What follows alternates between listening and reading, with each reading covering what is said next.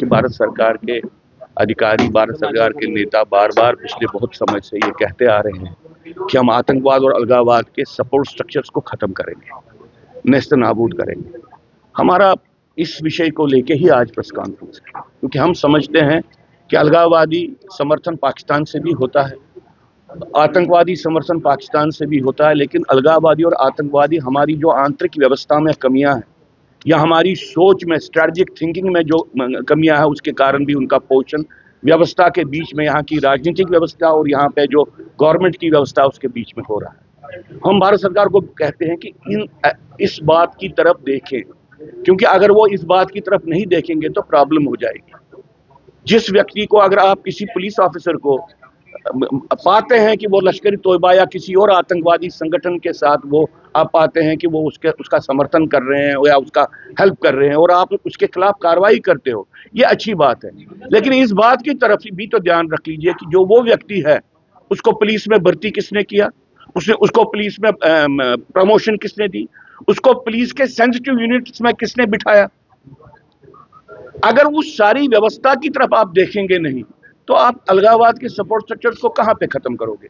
जिस कांस्टेबल को अभी आपने डिसमिस किया, वो 2005 में वो एसपीओ बना था, बाद में 2011 में आपने उसको प्रमोशन दे दी, बाद में आपने उसको इलेक्ट्रॉनिक सर्वेलेंस यूनिट का आपका मेंबर बना दिया, जो सबसे सेंसिटिव डिपार्टमेंट होता है पुलिस का।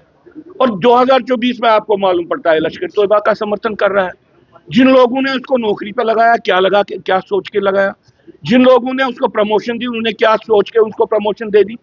आप ऐसी पूरी प्रक्रिया पे ध्यान नहीं दे रहे हो। आपको किसने कहा है कि कश्मीरी हिंदू के वहां निकलने को माइग्रेशन कहो, डिफाइन करो माइग्रेशन, ये खुद अपनी मर्जी से। जिन लोगों ने आपको ये कहा है वो तो अलगाववाद और आतंकवाद से को बचाना चाहते हैं, पोषित करना चाहते हैं। क्योंकि अगर पूरे समाज को कहीं से खदेड़ा जाए और आप कहें कि ये माइग्रेशन है, इससे बड़ा एंटी नेशनल एक्ट क्या हो सकता है। किन लोगों की सजेशन पे आप इस पॉलिसी को चला रहे हैं। आप मुझे बताइए, किन लोगों ने आपको कहा है कि भाई आप सिर्फ आतंकवादी की तरफ देखो, लेकिन जो आतंकवादी की विचारधारा है उसकी तरफ नहीं देखो। ये किन लोगों ने आपको एडमिनिस्ट्रेशन में कहा है, किन स्ट्रेटेजिक थिंकर्स ने आपको कहा है, किन पॉलिटिकल लीडर्स ने आपने कहा। हमारे हिसाब से वो सारे पॉलिटिकल लीडर्स या स्ट्रेटेजिक थिंकर्स वो अलगाववाद और आतंकवाद का पोषण कर रहे हैं। इसलिए हम अमित शाह जी को और मोदी जी को कहें, हम ठीक है, अगर कोई अच्छी एक्टिविटी ग्राउंड पे होती है हम उसका कोई विरोध नहीं करेंगे, लेकिन हम बुनियादी बातों की तरफ आपका ध्यान करना चाहते हैं। और अगर आप उन बुनियादी बातों की तरफ अपना ध्यान नहीं दोगे तो अलगाववाद चलता रहेगा, निरंतरता के साथ अनंत काल तक चलता रहेगा, उसका कोई अंत नहीं होगा।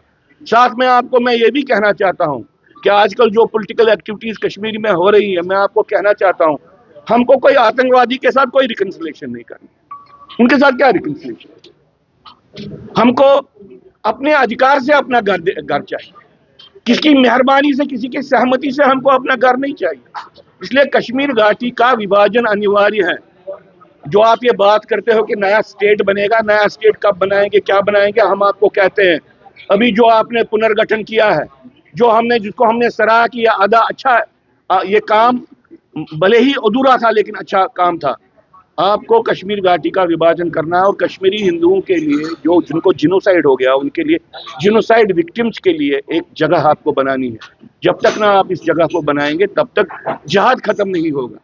और जितना भी आप इसको इग्नोर करेंगे उतना ही इनडायरेक्टली आप जिहादी जो मंशा है उसको सपोर्ट करेंगे। जिहादी मंशा वहां पे रिलीजियस क्लींजिंग करना था और आपकी पॉलिसीज डिनायल ऑफ जिनोसाइड की पॉलिसीज रही हैं, कंसोलिडेशन ऑफ जिनोसाइड की पॉलिसीज रही हैं।